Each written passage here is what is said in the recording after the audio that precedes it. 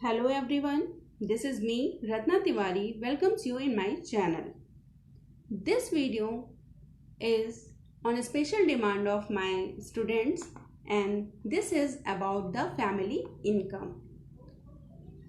After watching this video, you will be able to understand about the family income, types of family income, how to supplement family income, what is expenditure, which factor affect the expenditures, keeping household account and writing cash book. So let's begin with your chapter. As you all know that it is duty of every family to fulfill the needs and goals of the family members and provide them all the comfort and facilities. And human needs is of three types. आप सभी को पता है, आवश्यक आवश्यकताएं, आरामदायक आवश्यकताएं और विलासितापूर्ण. Necessity need, comfort needs and luxurious needs. और इन सभी ज़रूरतों को पूरा करने के लिए there is need of some resources, कुछ रिसोर्सेज की ज़रूरत होती है. These in all resources money is very important resource. Money बहुत महत्वपूर्ण है. आप एक फैमिली की काफ़ी आवश्यकताओं को पूरा करने के लिए धन की ज़रूरत होती है, चाहे वो आपकी आवश्यक आवश्यकताएं पूरी करे या स्टैंडर्ड ऑफ लिविंग को बढ़ाए. Now start with family income. What is family income? Family income can be defined as money or purchasing power earned by family members. Clear? Family income क्या है? धन या क्रय करने की क्षमता है किसी भी फैमिली मेंबर्स की, किसी भी फैमिली के सदस्यों की जो क्रय करने की क्षमता है वो कहलाती है फैमिली इनकम. एक निश्चित समय के अंदर, क्लियर, एक महीना या एक साल, जो भी है, एक डेफिनेट टाइम के अंदर जो भी किसी भी परिवार की क्रय करने की शक्ति होती है वो कहलाती है फैमिली इनकम. इसके साथ साथ जो गुड्स और सर्विसेज वो उस पर्टिकुलर टाइम में रिसीव करते हैं या क्रिएट करते हैं, जैसे कि अपने किचन गार्डन में सब्जियां उगाते हैं या घर में बच्चों को पढ़ाते हैं या कुछ हाउस होल्ड वर्क करते हैं, वो सारा कुछ फैमिली इनकम में इंक्लूड होता है. Next, types of family income. There are 3 types of family income: money income, real income and psychic income. यानी कि मौद्रिक आय, वास्तविक आय और मानसिक आय. मौद्रिक आय, income in the form of money. एक पर्टिकुलर टाइम में मनी के, धन के रूप में जो इनकम आती है वो कहलाती है money income. We will discuss it later on. And real income is divided into 2 types: direct income and indirect income. Direct income, facilities and services rendered without spending money. बिना पैसे खर्च किए जो सुविधाएं और सेवाएं मिलती हैं वो कहलाएंगी डायरेक्ट इनकम. और indirect income, facilities and services rendered by extra effort और यूज ऑफ मनी. ऐसी सर्विसेज, ऐसी सेवाएं जो एक्स्ट्रा अधिक प्रयासों के द्वारा या अगर वो प्रयास नहीं करते हैं आप तो कुछ पैसे खर्च करके मिलेंगी, वो कहलाती है indirect real income. Psychic income. Psychic income is the satisfaction achieved by spending income. पैसे खर्च करने के बाद, धन खर्च करने के बाद जो संतुष्टि मिलती है, दैट इज कॉल्ड मानसिक आय. ये वेरी करती है, यानी कि अलग अलग लोगों की मानसिक आय अलग अलग हो सकती है बराबर एक ही चीज़ पर एक बराबर पैसा खर्च करने के बाद. सो आपको फैमिली इनकम क्लियर हो गया. It is of 3 type: money income, real income and psychic income. Now money income. Money income is the purchasing power in rupees during a given period of time. Money income क्या है? किसी की व्यक्ति की क्रय शक्ति है एक निश्चित समय के अंदर, एक निश्चित काल के अंदर. एंड मनी इनकम एक इम्पॉर्टेंट मटेरियल रिसोर्स है फैमिली के लिए. Money income of the family include earning which come to the family in terms of rupees, coins, notes in a specific period of time, daily, weekly or monthly. Clear? एक निश्चित समय के अंदर जो भी धन के रूप में, रुपए के रूप में, क्वाइंस के रूप में, नोट्स के रूप में आता है, चाहे वो डेली या वीकली या मंथली, वो किसी भी फैमिली की मनी इनकम कहलाती है. Money income is affected by the following factors. Before discussing this, first I am going to explain you about what are the examples of money income. That is salary. What is salary? एक महीने में, एक दिन में अलग अलग है. Monthly salary हो सकती है मेंबर्स की बाय डूइंग गवर्नमेंट और प्राइवेट सर्विस. जो भी महीने में काम करने के बाद, चाहे आप गवर्नमेंट जॉब कर रहे हैं या प्राइवेट जॉब कर रहे हैं, जो भी आपकी सैलरी आती है that is money income. Wages, daily, weekly, monthly, जो भी वेजेस मिलते हैं, जो रोज जो काम करते हैं उसके बदले में उन्हें जो पैसे मिल रहे हैं वो. रेंट, अगर आप कहीं किराए पे घर है आपके पास दे रखा है, वो रेंट आपको जो मिलता है वो भी मनी इनकम में आएगा. जो भी पैसे आपने इन्वेस्ट कर रखे हैं उसका इंटरेस्ट मनी इनकम है. कुछ प्रॉफिट अर्न होता है कहीं से, that is also money income. Sick benefits, अगर कोई बीमारी में मेडिकल अलाउंस मिलता है कहीं से भी, that is also money income. Pension, जो भी पेंशन आ रही है रिटायर होने के बाद ओल्ड एज के लोगों के लिए, या जो गवर्नमेंट की तरफ से कुछ पेंशन्स मिलती हैं विडोज वगैरह को, वो इसमें इंक्लूड होंगी. और जो भी गिफ्ट, सिक्योरिटीज़ एंड रॉयल्टीज़ होती हैं वो सब कुछ मनी इनकम के अंदर आता है. Money income controls the basic standard of living and the addition comfort enjoyed by the family. जितने मनी इनकम होगा उतना ही कंफर्ट लेवल इंक्रीज होता है फैमिली मेंबर्स का. कौन कौन से फैक्टर्स अफेक्ट करते हैं मनी इनकम को? The ability and skill of the ways earner. कितनी योग्यता है अर्नर के अंदर, जो कमाने वाला है उसकी एबिलिटी क्या, योग्यताएं क्या हैं, कौशल कितना है उसके अंदर, वो प्रभावित करता है. काम के प्रति उसका नज़रिया, एटीट्यूड जो है उसका, वो अफेक्ट करता है. एंड गुड रिलेशनशिप विद को वर्कर्स, अगर को वर्कर के साथ रिलेशन अच्छा है तो वो भी मनी इनकम को प्रभावित करता है. Next is real income. Real income is the flow of goods, services and community facilities available for a specific period of time.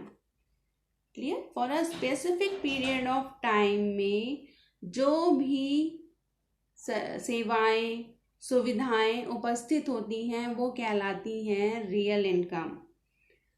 Proper utilisation अगर रियल इनकम का करा जाता है तो फैमिली इनकम इंक्रीज होती है. क्या क्या रियल इनकम के अंदर क्या क्या चीज़ें आती हैं वो देखिए ध्यान से. The real income of the family consist of inherited landed property which yields crop for the family, और food furnished by a kitchen garden is also a real income. Community facilities, which is provided by community, means कुछ government hospital या ऐसे facilities अगर use कर रहे हैं, park, public places, that is community facilities. Dairy farming and poultry farming is also real income. Knowledge and services and skills of person, ये सब कुछ वास्तविक आय का पार्ट है. रियल इनकम मीन्स वास्तविक आय. रियल इनकम बेसिकली दो तरीके की होती है, direct income and indirect income. Direct income means a family receive different facilities without paying for them. बिना पैसा खर्च किए हुए फैमिली को जो अलग अलग सुविधाएं मिलती हैं वो रियल इनकम है, रियल डायरेक्ट इनकम है. For example, services rendered by family members like cooking, laundering, stitching, maintaining kitchen garden, or a free well furnished house, telephone at residence, vehicle for private use, hospital, etc. A house, fully furnished house means you are not going to pay for your house. Community facilities like park, road, library, these all come in the direct real income. For this you are not going to pay any money. These are called direct income. Indirect real income, those material goods and services which are available to the family after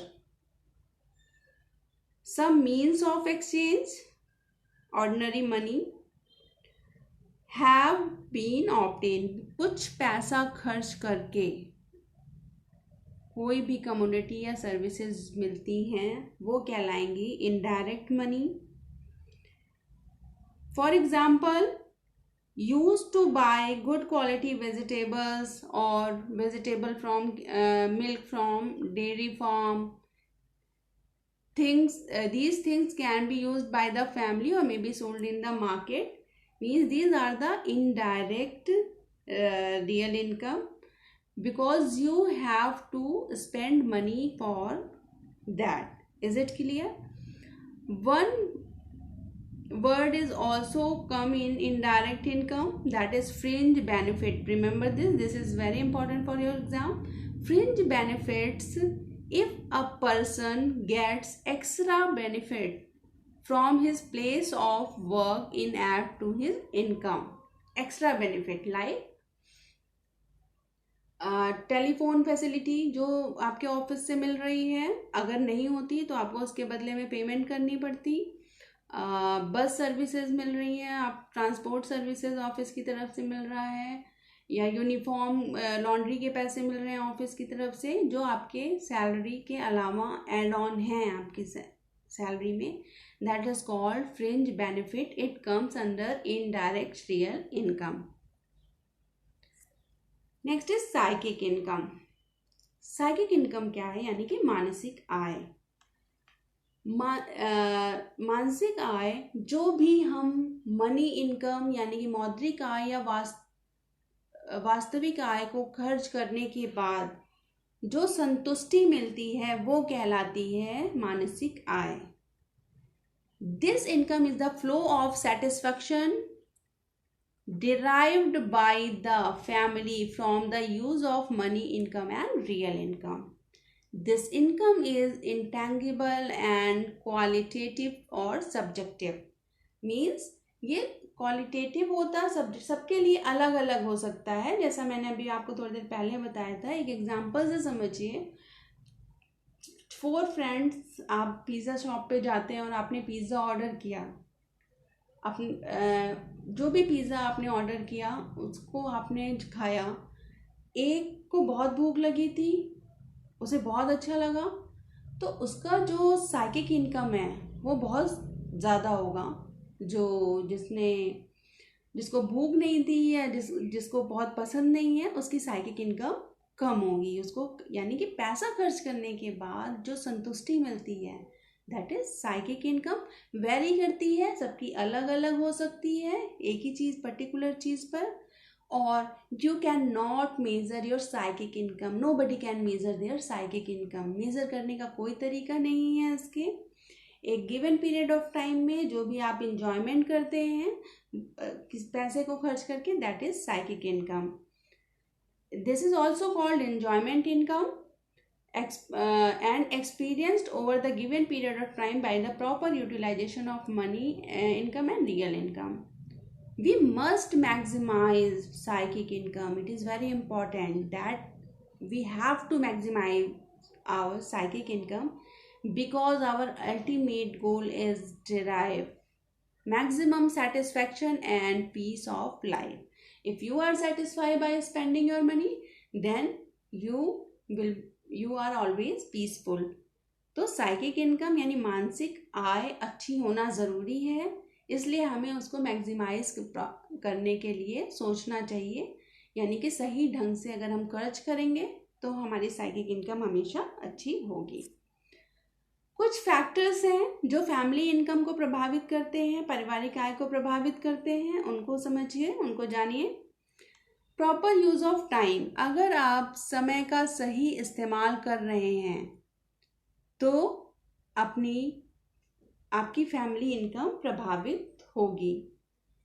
human resources को use करते हैं, यानी कि मानव संसाधन का उपयोग करके भी हम फैमिली इनकम को प्रभावित कर सकते हैं.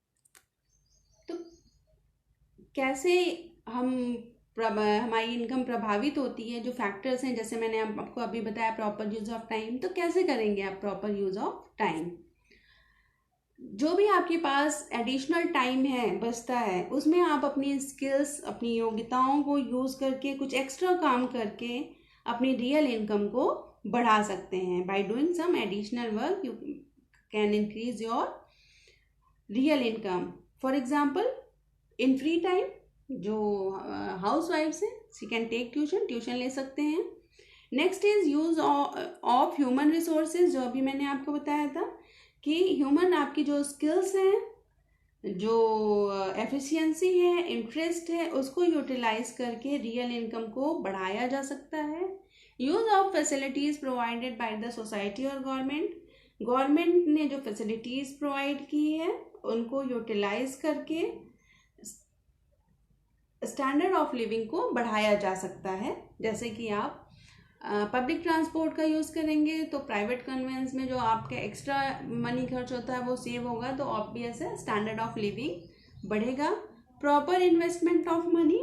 If you properly invest your money then your real income is increased. Your money income, sorry, real not money income will be increased.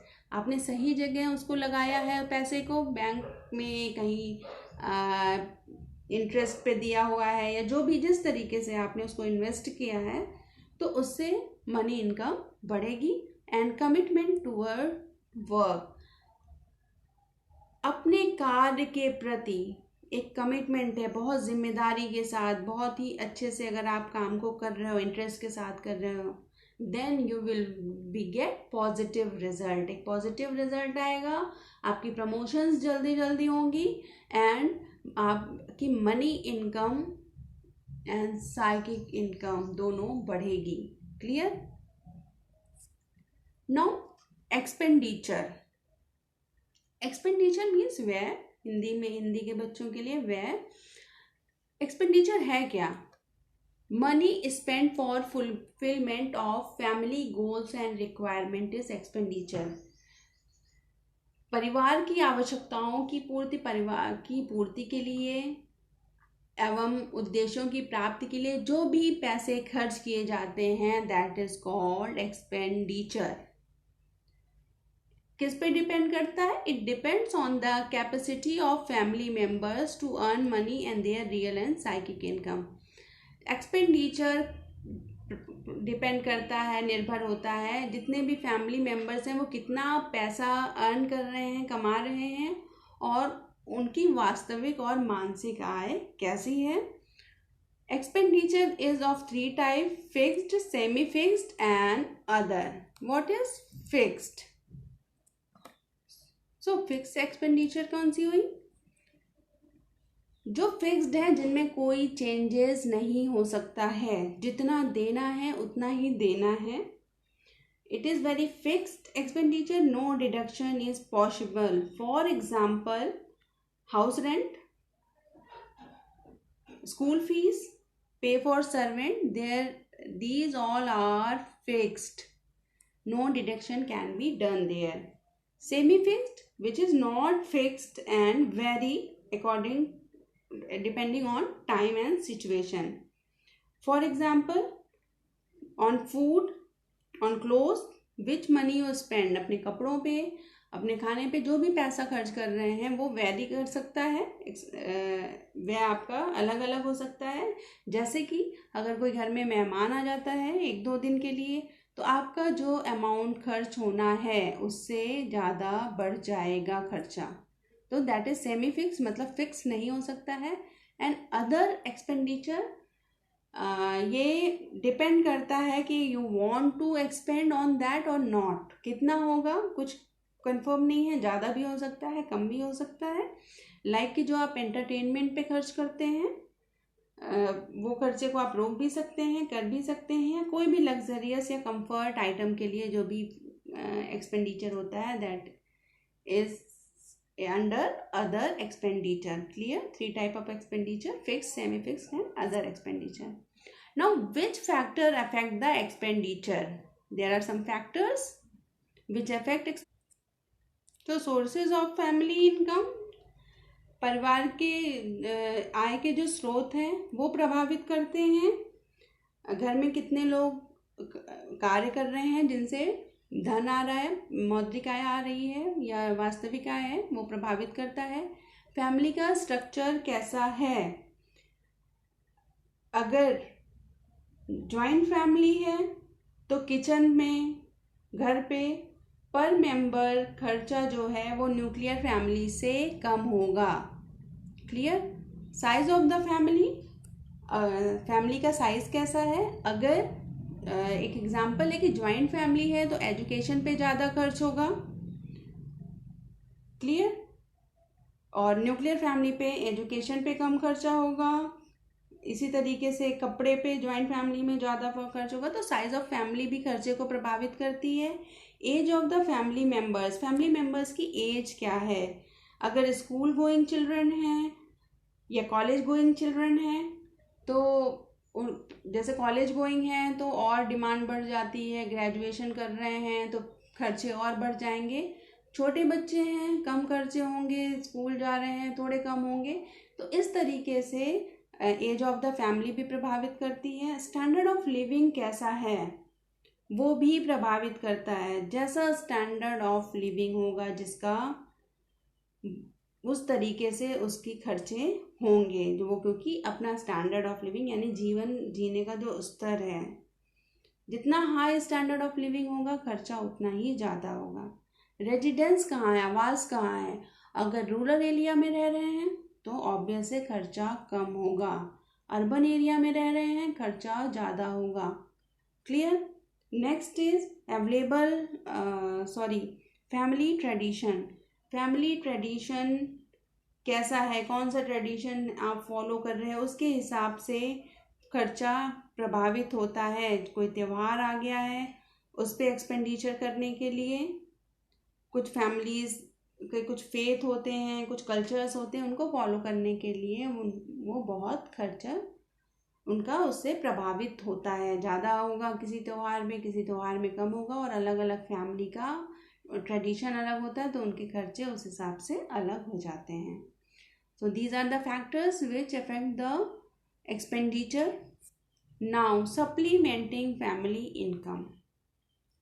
Supplementing family income यानी कि पारिवारिक आय की संपूर्ति करना।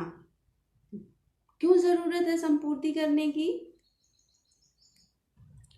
क्योंकि मिडिल इनकम ग्रुप के लोगों के लिए जितनी भी आवश्यकताएं हैं उनको पूरा करना, कई बार जो उनकी मनी इनकम है, रियल इनकम है, उनको मनी इनकम है, उनसे पूरा करना पॉसिबल नहीं हो पाता है। So there is a need to supplement the family income. So why supplementing of family income is necessary? Reasons जानिए। To fulfill the basic necessity of life. जीवन की जो भी नेसेसिटी है उसको पूरा करने के लिए अपनी आवश्यकताओं के अलावा भी कंफर्ट जोन को बढ़ाने के लिए सप्लीमेंट करना यानी कि संपूर्ति करना ज़रूरी है। To raise the standard of living, अगर आप अपना स्टैंडर्ड ऑफ लिविंग, जीवन का स्तर बढ़ाना चाहते हैं, रहन सहन का स्तर बढ़ाना चाहते हैं, तो फैमिली इनकम को सप्लीमेंट करना ज़रूरी है। टू इनकरेज सेविंग, बचत को बढ़ाने के लिए, बचत क्यों ज़रूरी है आप सभी जानते होंगे कि हमें फ्यूचर में काम आती है। तो बचत को बढ़ाने के लिए भी सप्लीमेंटिंग कर सकते हैं फैमिली इनकम की। टू अचीव फैमिली गोल्स, परिवार के जो उद्देश्य हैं, गोल्स हैं लॉन्ग टर्म और शॉर्ट टर्म, उनको अचीव करने के लिए फैमिली इनकम की सप्लीमेंटिंग करना ज़रूरी है। जैसे कि आप अगर चाहते हैं कि आपकी फैमिली के जो आपकी सिस्टर है, ब्रदर है, वो या आप कार लेना चाहते हैं, ऐसा कुछ भी है जो आपने प्लान कर रखा है, अपने आपके गोल्स हैं, या हायर एजुकेशन का गोल है, तो उसके लिए आपको फैमिली इनकम को सप्लीमेंट करने की ज़रूरत होगी। For expanding stage of family life, जीवन के उस समय में जब फैमिली एक्सपेंड कर रही होती है, जैसे कि लाइफ साइकिल एक्सपेंड हो रही है, आपकी एज बढ़ रही है, आपके बच्चे बड़े हो रहे हैं, उस समय खर्चे ज़्यादा होते हैं और इनकम उतनी नहीं बढ़ती है उसके अकॉर्डिंग। तो ऐसे समय में के लिए आपको अपनी फैमिली इनकम को बढ़ाने की ज़रूरत है, संपूर्ति आपूर्ति करने की ज़रूरत है। वेज ऑफ सप्लीमेंटिंग इनकम, कैसे हम फैमिली इनकम को सप्लीमेंट कर सकते हैं, यानी कि संपूर्ति, आय की संपूर्ति कैसे कर सकते हैं। दो तरीके हैं, इंक्रीज फैमिली इनकम, या तो फैमिली इनकम को आप बढ़ा दीजिए, या कटिंग डाउन एक्सपेंडिचर अपने खर्चे को बिल्कुल कम कर दीजिए। बहुत सारे तरीके हैं जो हम अभी डिस्कस करेंगे। How to increase family income, कैसे बढ़ाई जा सकती है फैमिली इनकम को सप्लीमेंट करने के लिए। कॉटेज और स्मॉल स्केल इंडस्ट्री खोल सकते हैं, छोटी मोटी कोई भी इंडस्ट्री खोल सकते हैं। अगर पापड़ अचार ऐसी कुछ आपको आता है, काम आता है, ऐसा कोई भी काम कर सकते हैं। स्टिचिंग का आता है, अपना आप स्मॉल लेवल की इंडस्ट्री खोल सकते हैं। कुछ पार्ट टाइम जॉब कर सकते हैं, अगर आप अपने काम के बीच से कुछ टाइम निकाल पा रहे हैं, घर का कोई भी मेंबर अपने कार के साथ थोड़ा टाइम निकालता है, तो एक पार्ट टाइम जॉब करके कुछ अर्न कर सकता है, वो सप्लीमेंट होगी उसकी फैमिली इनकम में। You can do over time, extra समय देकर भी काम जो जहाँ भी आप जॉब कर रहे हो वहाँ ओवर टाइम करके फैमिली इनकम को सप्लीमेंट किया जा सकता है।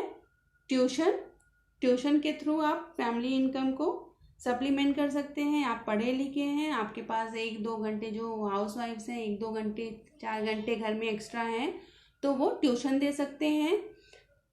Preservation and storage of food, अगर प्रिजर्व करना आता है, स्टोर करना आता है, तो भी स्टोरेज करना आता है फूड को, तो आप जब खाद्य पदार्थ सस्ते हैं तो उन्हें लेकर प्रिजर्व कर सकते हैं, स्टोर कर सकते हैं। कुछ चटनी बना सकते हैं, जैम्स, स्क्वैश बना सकते हैं, वेजिटेबल्स को ड्राई करके रख सकते हैं। तो जब ये या गार्लिक, अनियन, ये सब बल्क में खरीद के इनको स्टोर कर सकते हैं। तो जब ये चीज़ें मार्केट में बहुत महंगे रेट में मिलती हैं तो आप उसे यूटिलाइज कर सकते हैं और आप इसको सोल्ड आउट भी कर सकते हैं। किचन गार्डनिंग करके फैमिली इनकम को सप्लीमेंट कर सकते हैं। कुछ सब्जियां उगा सकते हैं, कुछ ऐसे फ्रूट्स उगा सकते हैं जैसे कि गुआवा हो गया, पपाया, ऐसे कुछ प्लांटिंग ट्री अगर आपके पास स्पेस है तो लगा के उन फ्रूट्स को सेल आउट कर सकते हैं।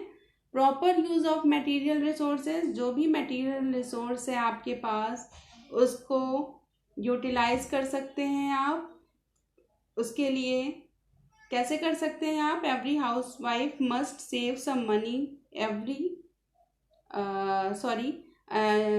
Proper use of material resources, जो भी एक्सेसिव मटेरियल है, जैसे कि आपके पास एक एक्स्ट्रा मकान है, एक शॉप है, तो आप उसको रेंट पे दे सकते हैं। इस तरीके से आपकी फैमिली इनकम इंक्रीज़ हो जाएगी। And proper investment of money, आपके पास जो अर्निंग है, जो इनकम है, उसको सही तरीके से बैंक में इन्वेस्ट करें या जहाँ भी आप करना चाहते हैं वहाँ इन्वेस्ट करें। क्लियर? तो इस तरीके से फैमिली इनकम को बढ़ाया जा सकता है। इनकम एक्सपेंड करने का जो दूसरा तरीका है वो है कटिंग डाउन एक्सपेंडिचर। पहला अभी क्या पढ़ा था कि इंक्रीज इनकम, फैमिली इनकम को इंक्रीज करना है, उसके डिफरेंट टाइप्स, अभी ये सारे तरीके पढ़े आपने कैसे आप इंक्रीज कर सकते हैं। कटिंग डाउन एक्सपेंडिचर 4 तरीके से, 4 तरीके हैं जिससे हम अपने एक्सपेंडिचर को, खर्चे को कम कर सकते हैं। कौन कौन से हैं वो? जुडिशियस एंड इकोनॉमिकल स्पेंडिंग, यानी सोच समझकर सही ढंग से खर्च करना, न्यायपूर्ण विवेकपूर्ण खर्चा करना, आवश्यकताओं पे खर्च करना, उसके बाद कंफर्ट की सोचना, और अगर ज़रूरत है, अगर आपके पास मनी है तो ही लग्जरियस आइटम पे खर्च करना है।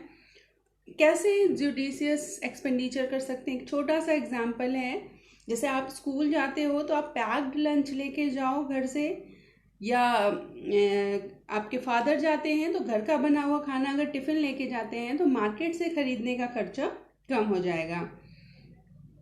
या कुछ ऐसी कमोडिटीज़ पे खर्च कर सकते हैं जो आवश्यक है। एक बजट बनाएं, बजट बनाकर ज़रूर उसके हिसाब से खर्चे करें। दूसरा है अप्रोप्रिएट स्पेंडिंग, यानी सही तरीके से खर्चा करना। कैसे सही तरीके से खर्च कर सकते हैं? जैसे जो चीज़ें चीपर है, जब भी आप you are going to purchase anything from the market, 2-3 shops पर आप पता करिए और जहाँ पर चीप लगे और सही हो। ऐसा नहीं है कि चीप लेने के लिए आप ख़राब आइटम खरीद लें, तो चीपर आइटम खरीदना प्रेफर करें। वेजिटेबल, सब्जियां, जो सीजनल वेजिटेबल और फ्रूट्स होते हैं वो चीपर होते हैं, तो ये ध्यान में रखकर खरीद सकते हैं। होलसेल शॉप से खरीदिए या गवर्नमेंट शॉप से, सहकारी जो दुकानें होती हैं, if you purchase item from there, तो this is your appropriate spending of money. ज़्यादा खर्च नहीं करेंगे उसी चीज़ों पर। यूज़ ऑफ गवर्नमेंट फैसिलिटीज़, जितनी भी गवर्नमेंट फैसिलिटीज़ आपको प्रोवाइड कर रही है उन फैसिलिटीज़ को यूटिलाइज करिए। जैसे कि मेडिकल फैसिलिटी है वो आप कर सकते हैं, या इसके साथ साथ जो चीज़ें आप बोरो कर सकते हैं, जैसे कुछ मैगजीन्स हैं, कुछ बुक्स हैं, या बोरो कर सकते हैं, दूसरे से लेके अपना काम कर सकते हैं। अगर आप 12th क्लास में हैं और कोई 12th पास आउट है लास्ट ईयर, तो आप उससे बुक्स बोरो करके इस तरीके से आप अपने खर्चे को कटिंग डाउन कर सकते हैं। सर्विसेज ऑफ फैमिली मेम्बर्स, जो फैमिली मेम्बर्स हैं उनकी सेवाएं लेकर भी खर्चों को कम किया जा सकता है। जैसे कि अगर हाउस वाइफ है, वो स्टिचिंग करना जानती है, तो कपड़े खुद स्टिच करे, बजाय इसके कि वो टेलर को कुछ पैसे दे स्टिचिंग के। घर का कोई इलेक्ट्रिक आइटम ख़राब हो गया, इलेक्ट्रिक आयरन ख़राब हो गया है, तो कोई इस घर का मेंबर उसको ठीक कर सकता है। तो इस तरीके से जो वो खर्चा होता, अगर आप किसी इलेक्ट्रीशियन को बुलाते हैं या टेलर को दे के आते, तो आपने उस एक्सपेंडिचर को कटिंग डाउन कर दिया, कट कर दिया। इसका ये मतलब बिल्कुल नहीं है कि आप अपना खाना कम कर दीजिए। क्लियर? जो ज़रूरत है वो खर्च करिए, जितना कोशिश करिए कि एक्सपेंडिचर कम से कम हो सके और विवेकपूर्ण रूप से खर्चे किए जाएं। क्लियर?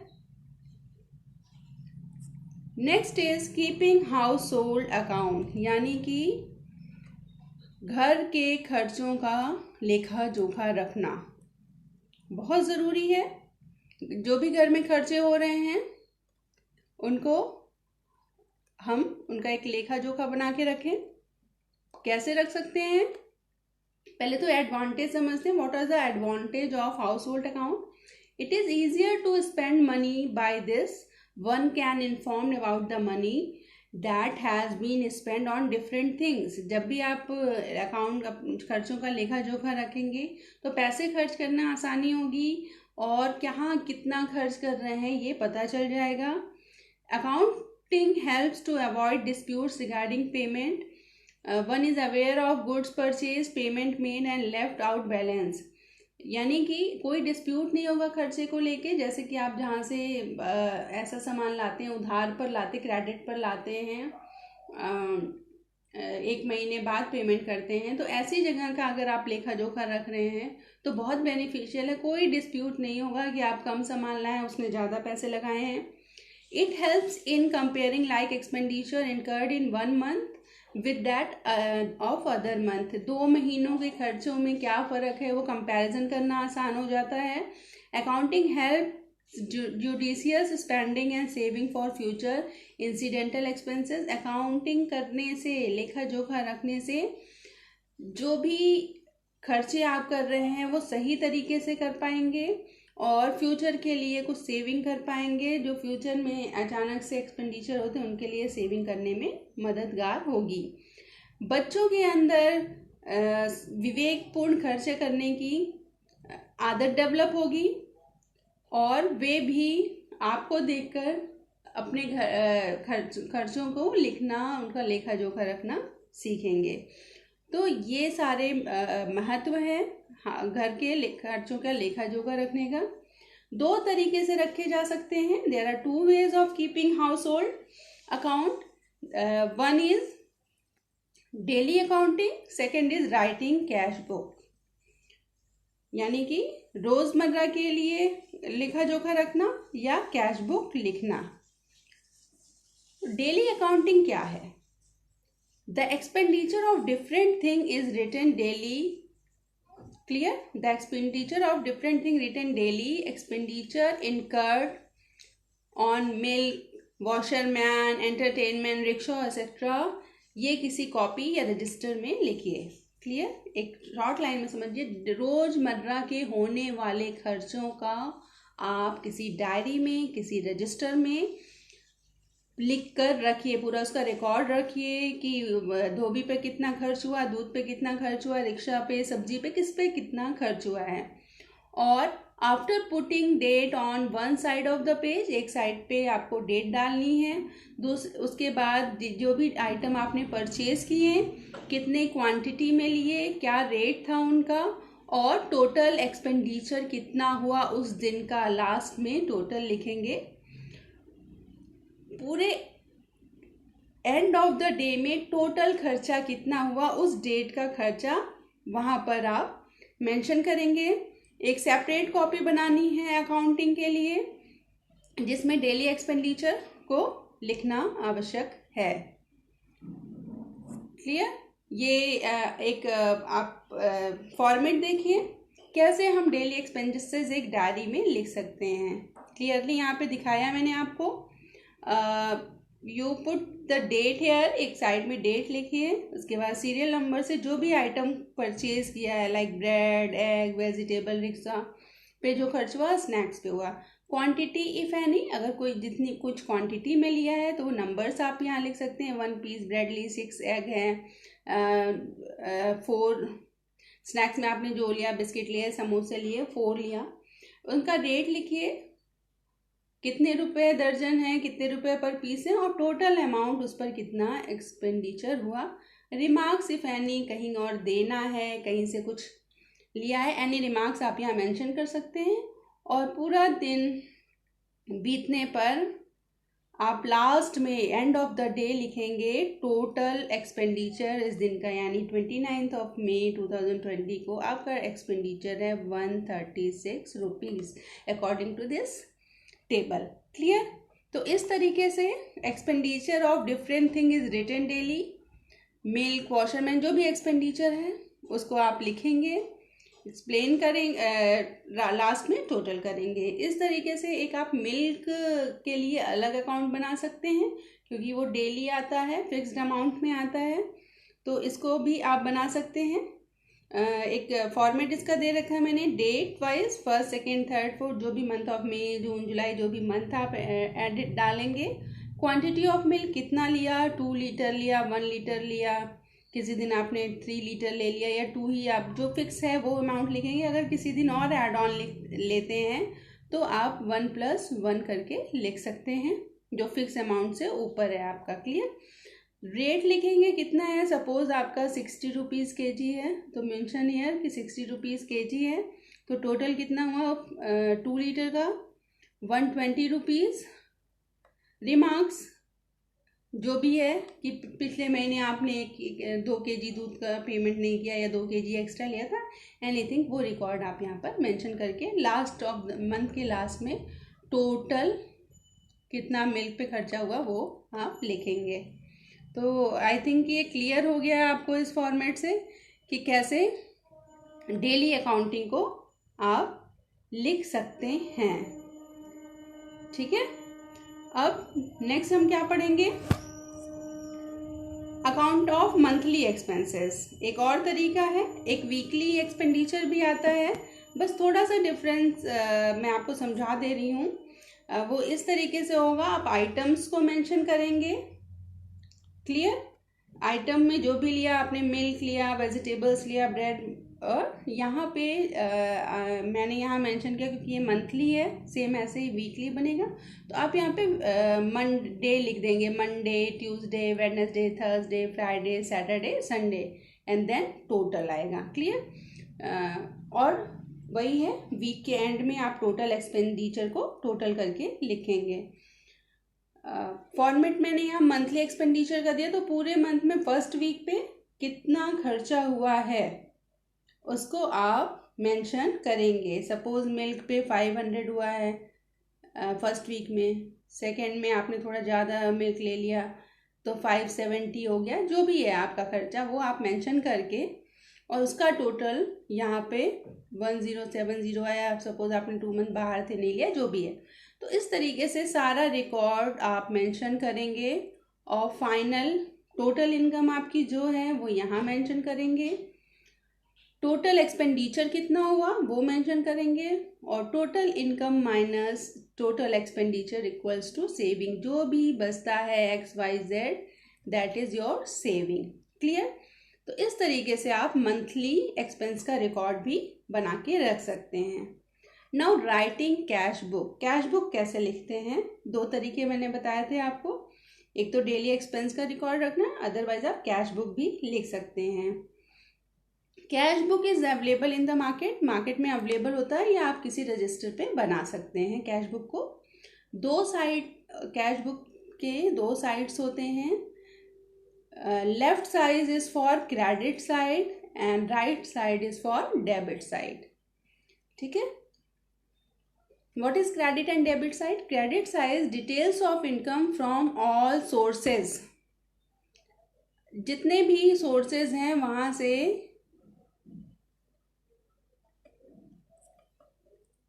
कौन कौन से,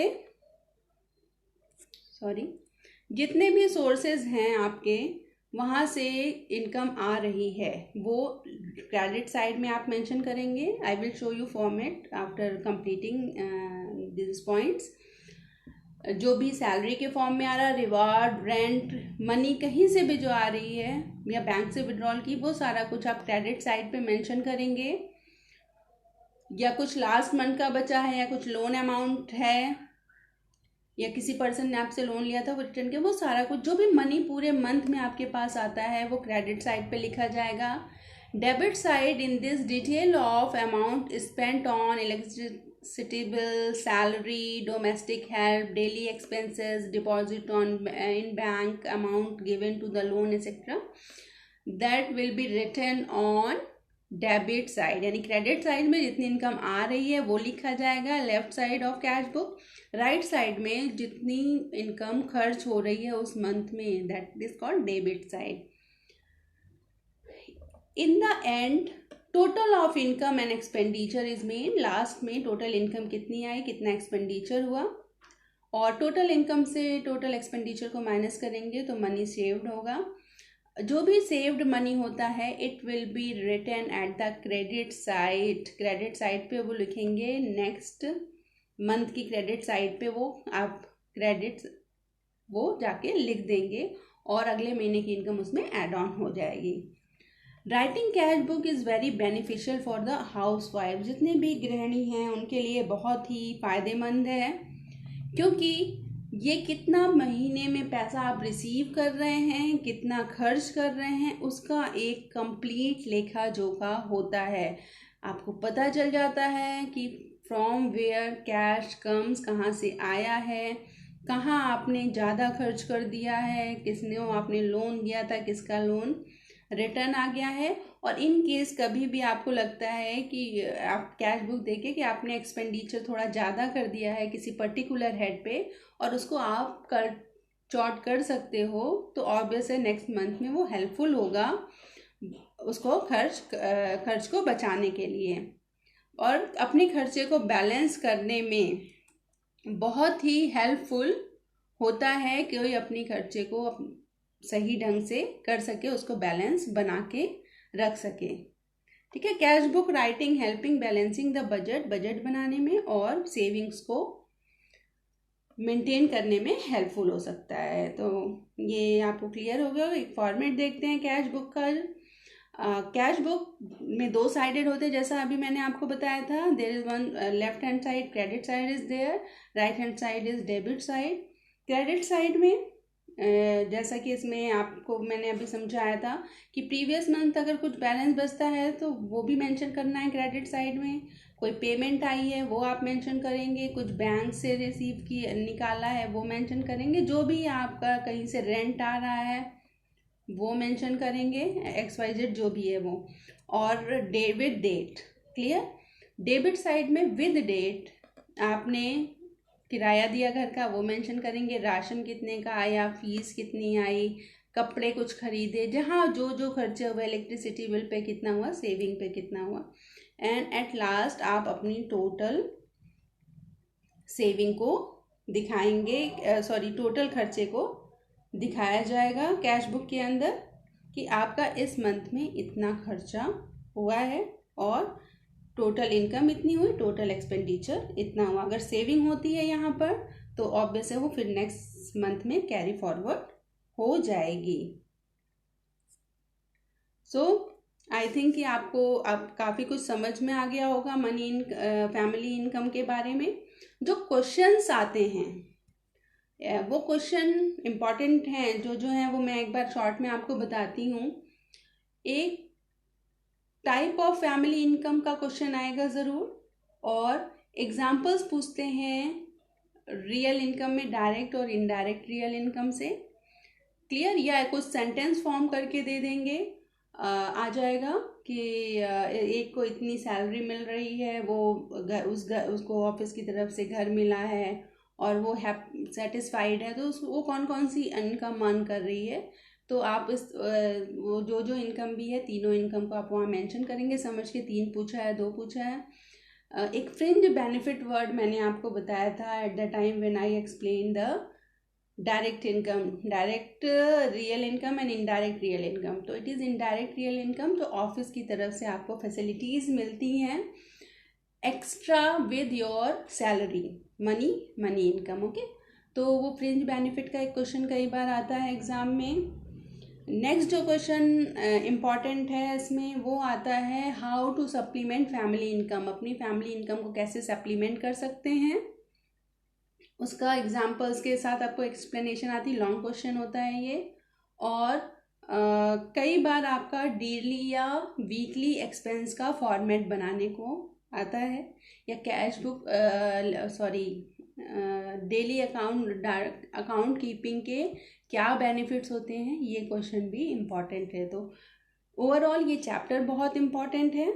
तो आई थिंक कि now you will be able to understand this chapter.